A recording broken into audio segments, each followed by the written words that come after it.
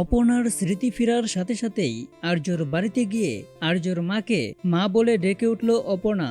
হ্যাঁ বন্ধুরা, এমনটাই দেখা যাবে চিরদিনই তুমি যে আমার সিরিয়ালের একদম নতুন পর্বে। তো বিস্তারিত জানতে হলে ভিডিওতে লাইক দিয়ে পুরো ভিডিওটি দেখতে থাকো।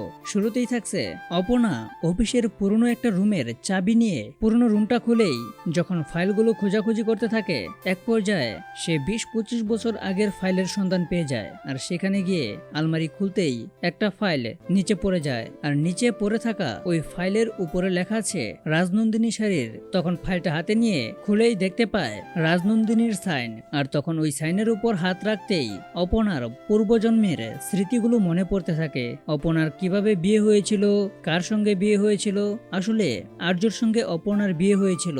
পরে আবার দেখা যায় অপর্ণার এটাও মনে পড়ে আর্য একটা চেয়ারে বসে আছে, আর অন্যদিকে দেখা যাচ্ছে একটা রুমের জানলা দিয়ে কোনো একটা মেয়ের আহাজারি কণ্ঠে চিৎকার দিচ্ছে, আর হয়তোবা সে বাঁচতে চাচ্ছে, তাকে কেউ মেরে ফেলতেছে। তারপরে হয়তোবা সেই চিৎকার শুনে একজন মহিলা চলে আসে, সেই মহিলাই হয়তোবা আর্যর মা ছিল।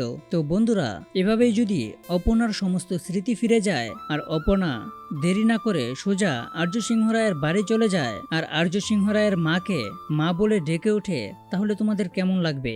তো এই নিয়ে তোমাদের মূল্যবান মতামত কমেন্টে লিখে যাও। আর এরকম নিত্য নতুন সিরিয়ালের আপডেট পেতে এখনই চ্যানেলটা সাবস্ক্রাইব করো।